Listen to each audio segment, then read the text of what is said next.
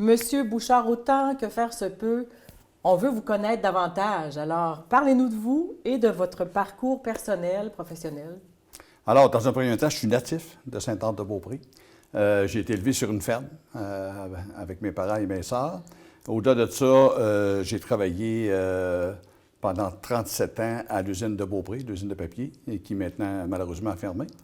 À travers cette carrière-là, j'ai quand même occupé des postes au niveau du syndicat où j'ai gradué pour me ramasser sur le Conseil national à Ottawa, où là, bien entendu, j'ai fait un peu de politique parce que, veux pas, c'est des postes qui sont élus. Ça fait que j'ai fait ça un peu ça toute ma vie.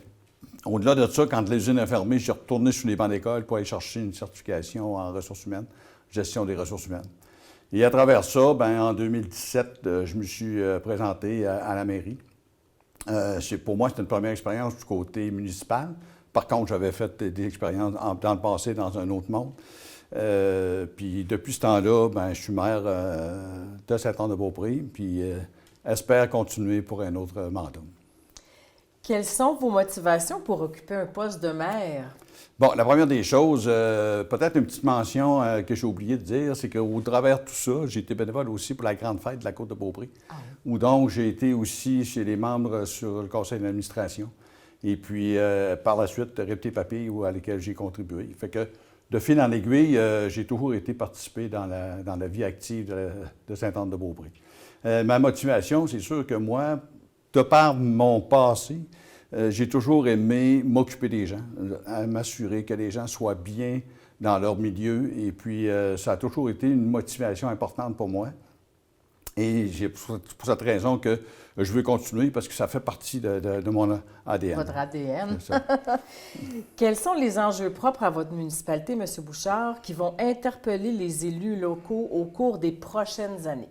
Bon, le gros défi qu'on a à Sainte-Anne-de-Beaupré, c'est que dans un premier temps, il fallait à ce moment-là, en 2017, il y avait déjà un plan pour l'usine d'eau potable. Ça représente quand même, c'est 28 millions au total de projets comme tel. Juste l'usine, c'est 12 millions. Fait que c'est quand même beaucoup. Donc, il fallait le faire parce qu'on était obligé par le gouvernement, dû à des captations qu'on avait à ce moment-là. Pour eux, c'était pas suffisant. Il fallait vraiment se mettre à jour. C'est ce qu'on a fait. Bien entendu, ça a amené une charge quand même importante, financière importante pour la ville.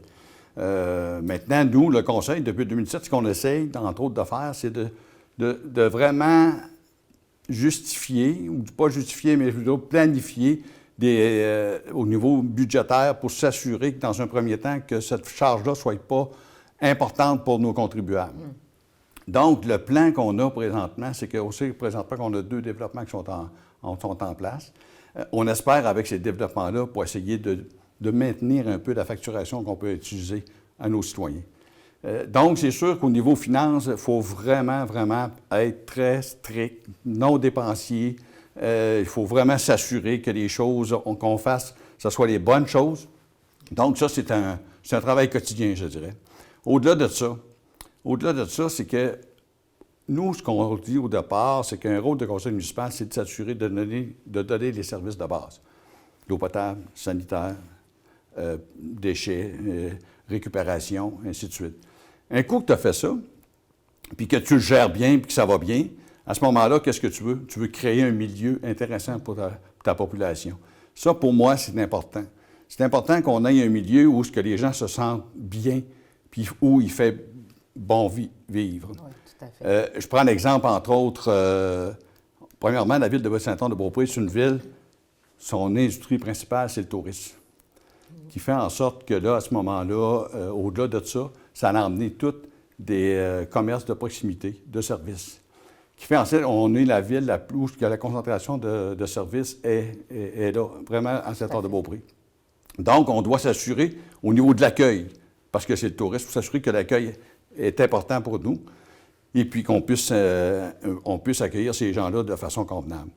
Au-delà de ça, bien entendu, on regarde le Kit Sainte-Anne, qui a été un projet absolument phénoménal, à laquelle nous, on a mis en place, grâce au gouvernement du Québec à ce moment-là, qui a réussi à développer un montant de 10 millions là, pour justement permettre le quai qui se mette en place. À l'heure actuelle, ça nous permet d'avoir un milieu intéressant pour nos gens. Les gens qui veulent se ressourcer ou quoi que ce soit s'en vont sur le quai. Puis à partir de là, ils sont pleins. Alors, pour nous, c'est important. On regarde aussi le centre-ville. Le centre-ville qui, en 2017, était comme, je dirais, un peu abandonné. Aujourd'hui, il est en effervescence. Des nouveaux commerces, des jeunes s'installent présentement. Alors, pour l'instant, nous, ce qu'on s'aperçoit, c'est que là, il y a vraiment un engouement. Puis, cet engouement-là a dépassé complètement en dehors de la ville, parce que j'en entends parler dans les journaux, même la presse à Montréal parle des commerces qu'on a ici à Saint-Anne-de-Beaupré. Donc, on a une visibilité qui est quand même importante. Au-delà de ça, si on regarde au niveau de la basilique, il y a des enjeux quand même importants parce qu'ils ont beaucoup de bâtiments qui sont fermés, dû tout simplement parce que le monde change, puis tout ça. Oui, tout à fait. Fait que là, nous, on travaille depuis un certain temps pour essayer de revaloriser un peu ou revitaliser plutôt ces bâtiments-là. C'est un travail de longue haleine. Oui. Parce que là, il faut bien entendu travailler avec ces gens-là. Et puis, à partir de là, on est en train de s'en venir vers un aboutissement, où il va y avoir des solutions qui vont être intéressantes. Justement, vous touchez à mon autre question. Oui. Ma question suivante, c'est justement, là, quelle est votre vision de l'avenir de votre municipalité? Bien, c'est d'en faire la ville à laquelle qui a le plus bel accueil. Parce que la première des choses, c'est que oui, on accueille tout près d'1 million de visiteurs par année, ce qui fait que c'est quand même important. Donc, il y a des éléments à lesquels il faut qu'on mette en place pour que ces gens, ça soit facilitant pour tout le monde de venir chez nous. Fait que là-dessus, déjà là, on travaille sur un plan pour mettre ça en place. Puis là, je rassure les gens, à l'heure actuelle, les services de base, ils sont très fonctionnels. On a une usine vraiment d'eau potable, de dernière technologie, qui nous produit de l'eau de qualité. Puis au niveau sanitaire, la grande partie de la ville est couverte par les services. On parle de quelques maisons seulement sur la côte de Saint-Anne qui ne sont pas couvertes parce qu'ils n'étaient pas dans une situation. Fait que les services de base, ils sont là. Maintenant, il faut aller au-delà de ça. Il faut vraiment assurer, premièrement, au niveau de la gestion des finances. C'est important d'essayer de suivre ça. À l'heure actuelle, on a une situation où on est un peu serré au niveau des finances, où bien entendu, il y a une année, on fait un déficit, l'autre année, on fait un surplus. Donc, on veut continuer dans cette veine-là, essayer justement de ne pas trop charger nos citoyens, justement, pour ça, puis s'assurer là, qu'on fasse les bonnes dépenses au bon endroit. C'est une fine ligne.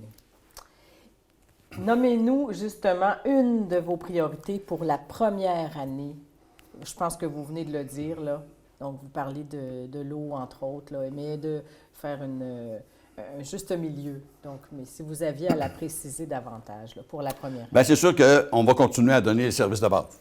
Ça, c'est le premier mandat d'un conseil de ville, c'est celui-là. C'est son premier rôle. À bien administrer la ville, c'est son rôle aussi. Au-delà de ça, c'est créer un milieu qui est intéressant pour tout le monde, un milieu de vie.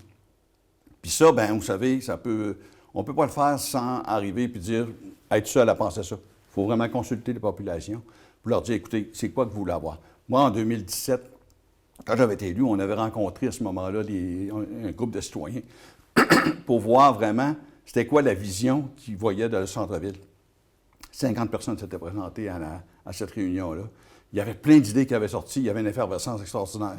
Puis suite à ça, on a à ce moment-là créé un comité qu'on appelle le comité de revitalisation du centre-ville, qui lui, à tous les ans, on se rencontre, puis on identifie. Puis ça, c'est avec les commerçants, les citoyens, on identifie les points où on devrait améliorer. Puis on y va, bien entendu, dans le respect des budgets qu'on a, qui fait que graduellement, on vient qu'on améliore le centre-ville. Puis aujourd'hui, on a le portrait, là. Un portrait de toute cette initiative-là qui a été mise au départ. Monsieur Bouchard, j'ai déjà dépassé 10 minutes. C'est la fin de notre entrevue. C'est le temps qu'on avait. Je vais arrêter la minuterie. On ne se sera pas rendu à ma dernière question. Ça ne fait rien parce qu'il y avait beaucoup de contenu. Merci infiniment de toutes vos réponses. Je vous souhaite un bon restant de campagne jusqu'au 2 novembre et puis bonne chance, Monsieur Bouchard. Merci beaucoup, vous êtes bien gentil. Merci. Au revoir.